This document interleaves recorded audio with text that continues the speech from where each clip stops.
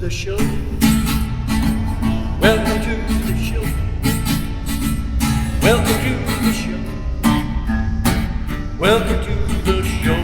Whoa, whoa, the Mr. Marty Show. The Mr. Marty SpoOktober Spectacular Show. We got so much to scare you on the Mr. Marty Show. So much to share on the Mr. Marty Show. Your life we will spare you will on the Mr. Marty Show. Alright guys, let's all get into it.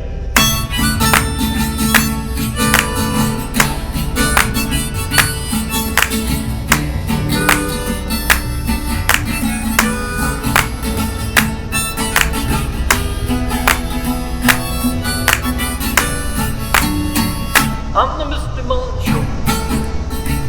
The Mr. Marty Show. Mr. Marty Show. The very scary Mr. Marty Show. I'm the Mr. Marty Show. The Mr. Marty Show.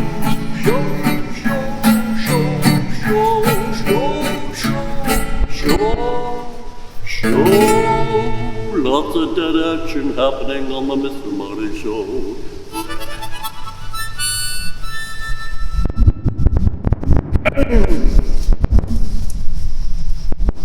Happy Halloween.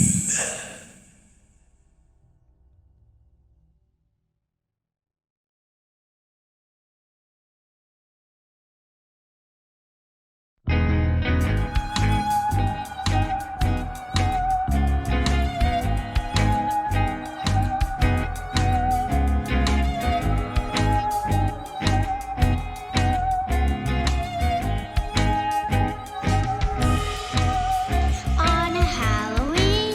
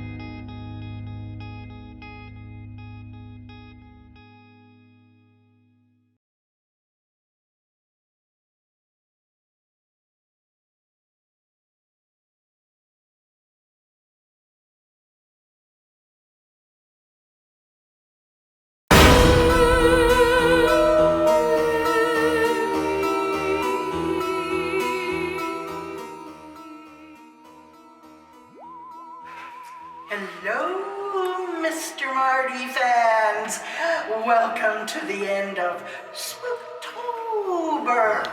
Magulbar here with my friend MJ Howling. Oh, that howling is getting better. Oh, yes. Today we're talking about the most memorable Halloween we have had. Oh my. We've had many. We have. I think we're probably together over 100 years of Halloweens, yes. And we fly back and forth so many times around the world, and they have different days for different Halloweens. And I have to find plugs for my vacuum all the time. Oh, Why? I love it, yes. So, today you want to tell us about your most memorable Halloween. I love you. All right, my most memorable Halloween goes back to my college days again. Woo! I had so much fun. Used to be a group of us who get together and dress up for Halloween. You think Halloween is for the kids? No, it's for us. Yes. I was about 21, 22. Should be old enough, but you know how things go when you get to college and away from mom and dad and Yes. the elders. Well, we dressed up. I had, remember the footy pajamas with Oh, yes. the pocket in the back? Yes. I had a pair of footy pajamas. Now I'm just telling Magul more that I don't sew. Well, I wanted to be the colorful lion. Oh. So I sewed on a tail. I put a hood on and had the mane for the lion. Did makeup. I was in theater back then, okay? You know how crazy we can get. Yeah. Made my face up. I looked like a lion. Oh. And went to trick-or-treating. We had about, those were the days when you could go with 5 or 6 people and it wasn't look like your home was gonna get robbed. Yes. So we went trick-or-treating and we knocked on a door. The lady answers the door and she goes, "Are you guys from a newspaper?" And I said, "What?" She goes, "I love your costumes." Oh. So for me, that was a thrill to see something like what I was wearing, and that had to be my most memorable Halloween. I love that. Oh, it's so howling good. Yeah, well, mine is way back. I was 3 years old, and it was before my mother had her accident, and she was so proud. She had a sheet, and she cut out holes for the eyes and for the mouth, and I saw it hanging on a hanger, and I thought, oh, that is nice. But when she put it on me, I started screaming and howling too. And oh, get this off of me, get this off of me, it's going to eat me. Oh, my mother, oh, of course she pulled it off of me. And we walked around with a little bucket, but no costume. Oh, poor thing. My mother, sewing wasn't her forte, but she had done this, scissors and everything. So I think I disappointed her, but I wasn't going to have anything to do with a costume at all. So that's our most memorable. What about you? You'll have to write in and let us know. Oh, let us know. So as we always say, peace, and I'll be seeing you.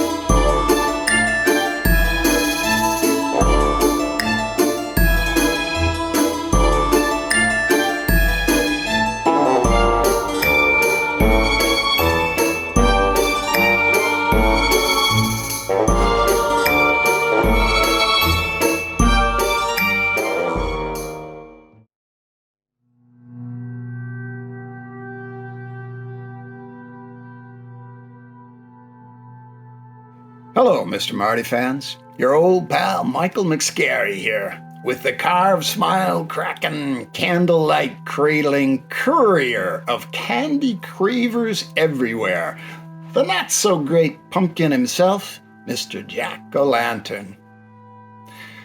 If you remember from last week, a fire alarm went off while our young hero was reading a poem, and the substitute teacher asked Justin to come along with him. Tonight, we're going to learn what kind of life lessons can be learned in high school English. Oh, I almost forgot. School's out. This part of our story takes place a few hours later and in a different part of town. This is Just Returns, Episode 4, Just's Desserts, Return of the Deadeye Detective.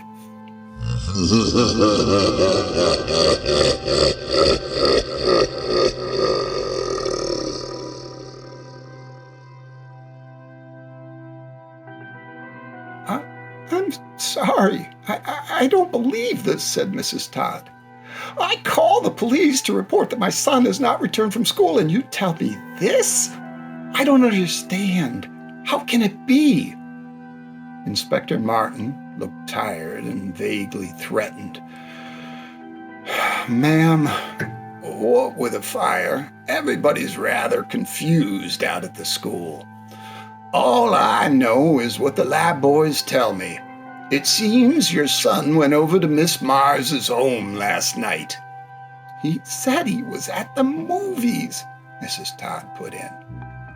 Martin ignored her. He was failing English, and she was threatening to keep him from graduating. Mrs. Todd's eyes glazed over, as if she wasn't listening. Martin went on. Her car was in overnight at Al's garage, and Justin probably thought she was out. It was Al who found the problem when he returned the car about 2 today. Apparently, she was in bed when your son got there. We think she heard him come in through one of the downstairs windows, but there was no phone upstairs to call for help, and Miss Mars did not believe in cell phones. She must have been terrified, not knowing it was just a student with a bag full of white mice for a practical joke. Anyways, her heart couldn't take it. We don't know whether she died before he came upstairs or as he opened the door to her room, but either way, it must have been a terrible shock for him, too. The way we figure it, he stumbled out of a room, tripped, and fell down the stairs. His neck snapped when he hit the slate landing, and he was dead on impact. It's admittedly just preliminary, but the lab boys are pretty sure they've both been dead 18 to 24 hours. Martin waited, but Mrs. Todd just stared out the window over the cluttered kitchen sink. When she didn't react, he added lamely, he never felt a thing. But I fed him breakfast this morning, said Mrs. Todd. Her voice was a mechanical, tuneless denial. Are you trying to tell me I kissed a ghost goodbye? He was real. He was alive, I tell you. Sally Quaid saw him. She'll tell you. She saw him with that substitute. Why don't you find him? We're trying to, believe me, ma'am. But the school's a mess. They didn't even know Miss Mars hadn't been there until we talked to them. They never called for a substitute. Mrs. Todd could no longer contain her desperation. Then who was he? She cried. Inspector Martin felt helpless and defeated. The devil if I know, ma'am. The devil if I know. Kind of scary, Of course, in my case, everything about high school was kind of scary. We hope you enjoyed our presentation of Just Returns. Jack, you want to wrap this season up?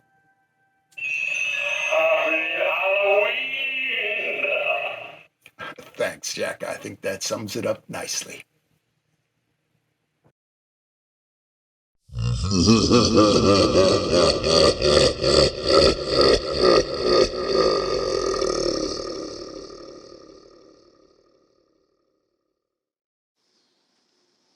And now, 30 seconds of...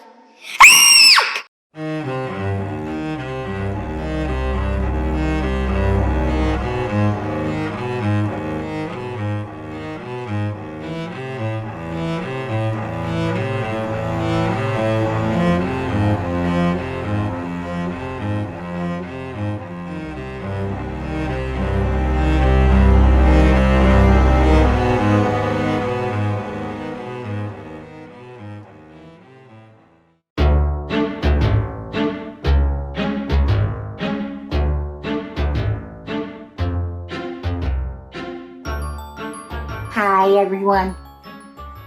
MJ and Marshall here, real quick. Today we're doing ghost stories. What do you think, Marshall, huh? You like ghost stories? He doesn't like wearing the Halloween getup, so we might not have him for very long. But we wanted you to know that he'd like to tell you about ghost towns. Well, he's not really big on ghost towns, but we were thinking he calls them catastrophes. And the biggest catastrophe that he could think of was Pompeii. All of a sudden, out of the blue, it was just covered with ashes. All those cats and all other creatures gone. Right, Marshall? Were they gone? And it was pretty sad, wasn't it? Want to come up here? You're slipping. Okay, there we go. So, we won't keep him very long, because he really wants to get out of this getup. But that's just our opinion with catastrophes. And ghost stories, well, me, myself, I always thought a ghost story was a story with ghosts. Or ghost towns, I should say. And the only thing I can think of is like Wild Wild West. When all the miners and the gold rush and everything, and then all of a sudden, things got deserted. And that became a ghost town. But that's it for right now. Marshall and MJ signing off. Happy Halloween!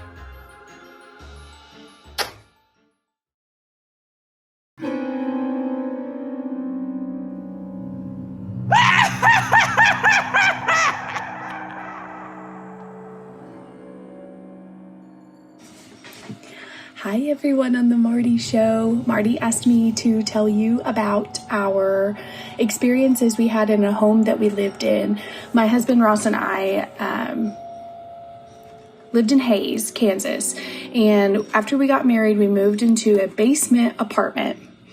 And we hadn't noticed anything right away when we moved in. Although the longer we stayed, the more things got a little scary. It first affected our puppy. He's now 10. We left him in our laundry room at the time, and we left him for a few hours and came home, and he had scratched at the door so much to try to get out that his little paws were bleeding. And he jumped at the door, and then you saw red marks from the blood on his paws in circles around the room, like something was chasing him.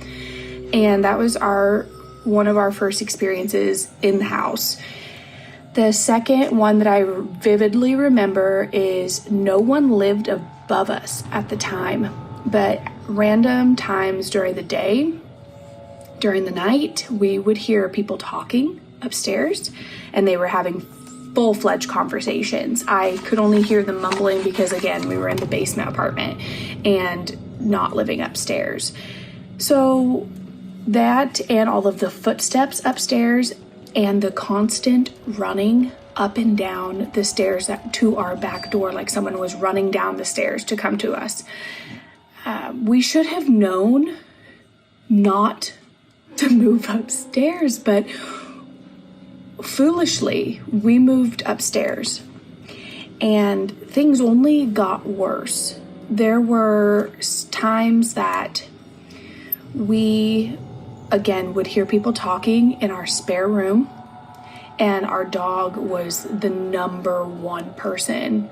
I call him a person because he was having experiences that something was chasing him through the hallway, and we did not know, again, foolishly.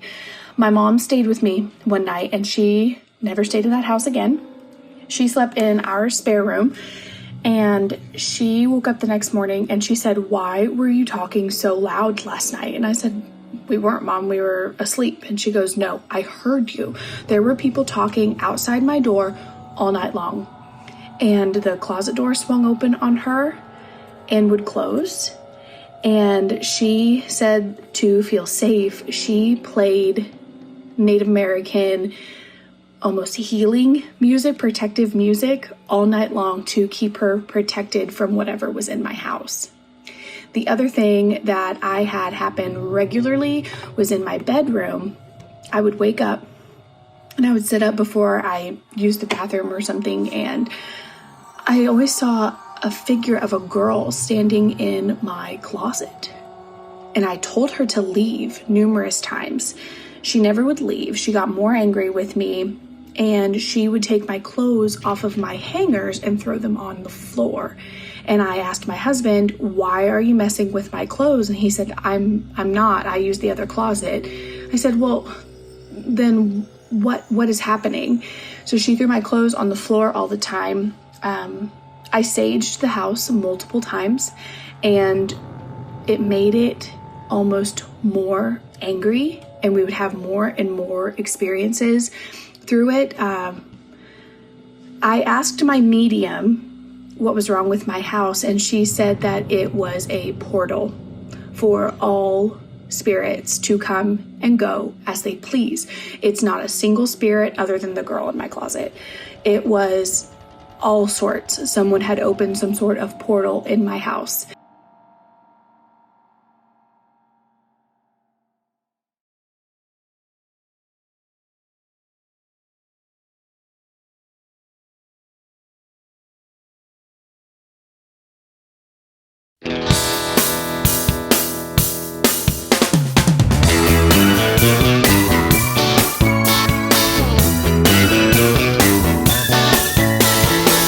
The castle's reeling and a-rocking. The zombies have lost their head. At the cemetery, they're dying to get in. Who said this place is dead? The mummy's wrapping in their coffin. It's the scariest bash of the year.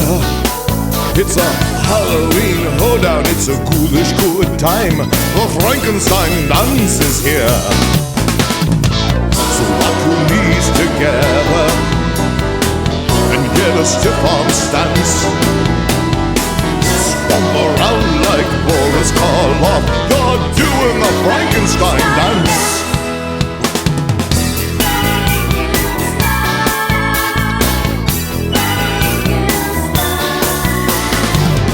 With an eerie flash of lightning, in walks Frankenstein's bride.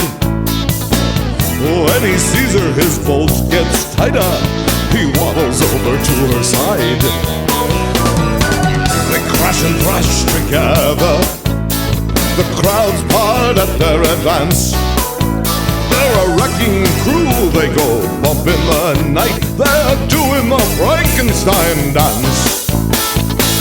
So lock your knees together and get a stiff-arm stance. Stomp around like Boris Karloff. You're doing the Frankenstein dance.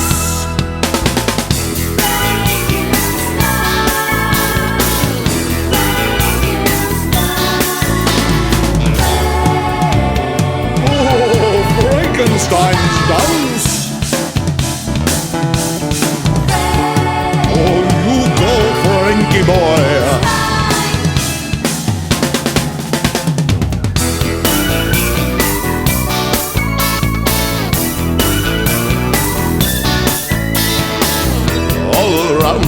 gods. It's the very latest craze. When ghosts and goblins get funky, it's a very spooky display.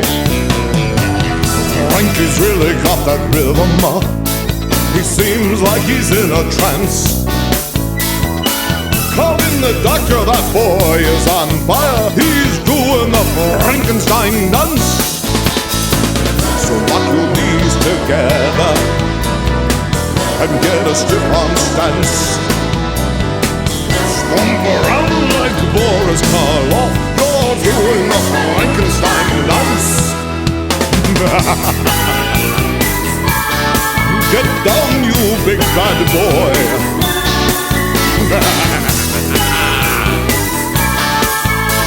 Don't lose your head. What a ghoulish good time.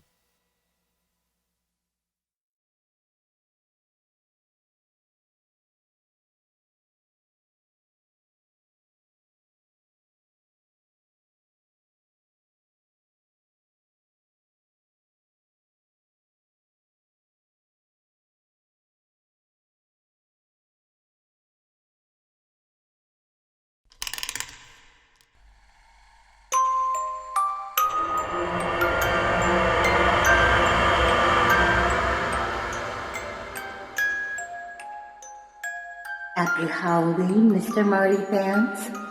I'm going to do for you a special reading of The Raven by Edgar Allan Poe. Once upon a midnight dreary, while I pondered weak and weary, o'er many a quaint and curious volume of forgotten lore, while I nodded nearly napping, suddenly there came a tapping, as if someone was gently rapping at my chamber door. "'Tis some visitor," I muttered, tapping at my chamber door. Only this, and nothing more. Ah, distinctly I remember it was in the bleak December, and each separate dying ember wrought its ghost upon the floor.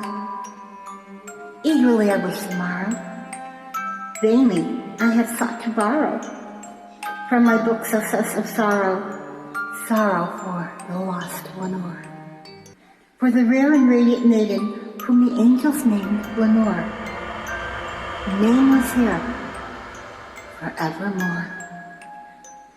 And the silken, sad, uncertain rustling of each purple curtain thrilled me, filled me with fantastic terrors never felt before, so that now, to still the beating of my heart, I stood repeating, "'Tis some visitor, entreating entrance at my chamber door. Some light visitor, entreating entrance at my chamber door. This is it, and nothing more." Presently, my soul grew stronger, hesitating then no longer. "Sir," I said, "or madam, truly your forgiveness I implore. But the fact is I was napping, and so gently you came rapping, and so faintly you came tapping at my chamber door. That I scarce was sure I heard you. Here I opened wide the door. Darkness there, and nothing more."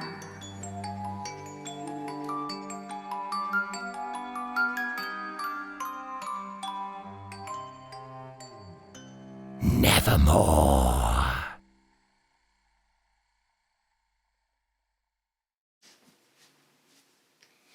Thanks for watching the show, the Mr. Marty Show.